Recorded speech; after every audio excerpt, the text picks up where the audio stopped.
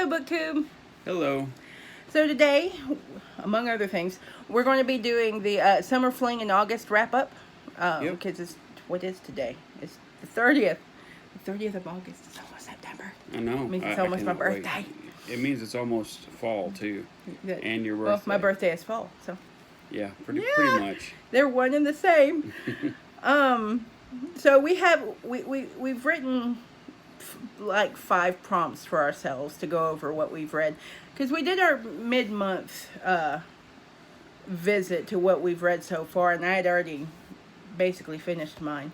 So now we're just going to go over the things that surprised us, that really disappointed us, and the books we chose.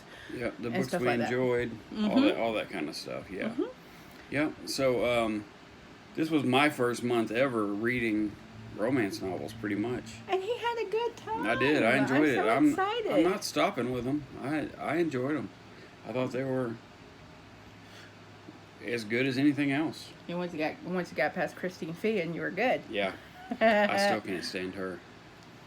Her books are. Shush you. Okay. I love her. Okay, so the worst book we read. We're just going to come out hot. Yep. For me, that's this one. The Cowboy's Vow to Protect by Carla Cassidy. Nothing against Carla Cassidy. She's a good writer.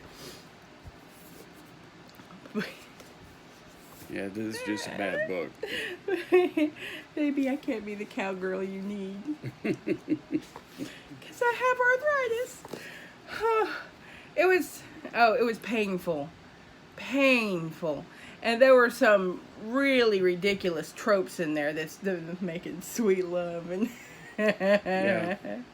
crap like that. It was awful. Yeah. It was so awful.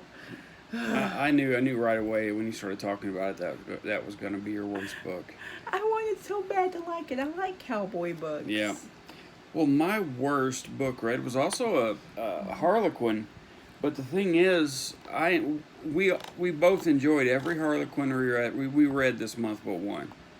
And with mine, it was Falcon's Run. I cannot remember the author's name. I don't have the book in here with me. Well, I don't have my tablet. I forgot to bring it in with me, so. But it was a Harlequin intrigue as well. And it had the most shoehorned bit of romance in it I've ever read in a book. It was just totally shoehorned in. It was a suspense book, suspense-ish book with a romantic-ish side plot line. You kind of get the feeling somebody turned in a suspense book and they said, "Well, make it a romance and you're good." Yeah, and then it really thinned it down with the romance. It was just not very good. I've come across books like that. Yeah. You have a really great storyline, but then all of a sudden, hey, romance! Yeah. Doesn't make sense. And the thing is, if it had been just a suspense novel with the romantic aspect of it taken out or thinned out a little bit, it would have turned out to be a 4-star book instead of a 2.5. I think that's where a lot of romance books go wrong. The thing about romance is the romance should be the spotlight. Yeah, it should. It's a romance novel. Well, but it does say Harlequin intrigue, and so. But it's still a romance novel. It's a romantic intrigue. Yeah. Yeah. It's not that romantic. Yeah, this just shouldn't have been there. Right. Otherwise, I thought it was a decent read. You know, it wasn't just absolutely awful. It wasn't a 1-star book. It was a 2.5-star book. I could see making it a 3. Mine was a solid 2. Yeah. Yeah. Okay, so we're going to jump to the very other end of the spectrum. Yep. And go with the best book we read. And for me, that's this bad boy, The Witch and the Warrior. I can't describe how much I loved this book. I think about it regularly. I really do. It was funny. It was sweet. It was romantic. It was harrowing. I wish it was more popular. Me too. Karen Monk hasn't written anything in a long time. Yeah, I know. And it's sad. I haven't read it yet, but I will. Yeah, you need to read that. Yeah, I will. I think you'd love it. Yep. Yeah, There are parts of that book I was just giggling out loud. Yeah, I look forward to reading it. Let's see. So, best books. I have two for the best book I read. Two that are kind of tied. First one is Forbidden by Beverly Jenkins. It's my first ever Beverly Jenkins book, and I am just shocked at how good it was. It was really good from beginning to end. She tackled the racism aspect of it in a very sensitive way. For those that don't know, Beverly Jenkins was our person of color author. Yes. Or his person of color author. Yeah, and she wrote what is tied for the best book I read this month. Just amazing book. It is about a lady who is a cook, housekeeper, that kind of thing. Takes off for California and takes the wrong ride and gets left out in the middle of the desert to die. Oh Lord. Yeah, and is she an emancipated slave, or is she? No, she was born free, but her family was. Okay. Her family were emancipated slaves. Okay. And she's rescued by two men, and it's all about her being nursed back to health, getting a job in this little town that she's picked up to go to, and it is excellent. So I would definitely say go for that one. And The Secret by Julie Garwood was number 2. That's really good. Becky's read it before. Yeah, I really did enjoy that. I think I may have liked Forbidden a little more because The Secret, it meandered quite a bit in the middle. Okay. Yeah, I mean, I enjoyed it a lot. Enough to make it, to tie it for my best book of the month. It's a good book. Yeah. Good book. If you're ever looking for just a good straight up historical romance, that is a great book for that. It's such a good book. It is. All right, so the third one is The Biggest Surprise, and for me, that was Danielle Steele's Lost and Found. I'm not the demographic for this book. It's about a 58-year-old woman who has sort of a midlife crisis and goes on a road trip. It's the road trip prompt. And goes on a road trip to visit all of the 3 great loves of her past. And it covers how she finds... Yeah, it's a secret. And it covers how she finds a new love, even despite her visiting the old ones. It's amazing. Amazing. And again, I'm not the demographic for this book. I'm almost 38 years old. I'm getting close. But it wasn't written for me, but it is absolutely fantastic for anyone. The main character is a feisty little woman. I love her. It's such a good book. If you ever get a chance to read it, pick it up. It's fantastic. All right. My biggest surprise, I don't have the book in here because it was on my tablet, but it is Dark Lover by J.R. Ward. Man, what a book. I'm going to tackle that series one of these days. Yeah, you need to very soon. Yeah, I do. I have the first 6, I think. Oh, really? Okay. Yeah, but I've only read the first one. But J.R. Ward writes vampires completely different than anybody I've ever read. And she writes them in a way that I enjoy. Are they horrific? Like some of them like? are. Some of them are. She has horrific vampires. She has the, big sexy vampires. But at least, at least they're not sparkly vampires. Well, there is that. Yeah, but it was a very, very good book that was almost there in best book read for this month.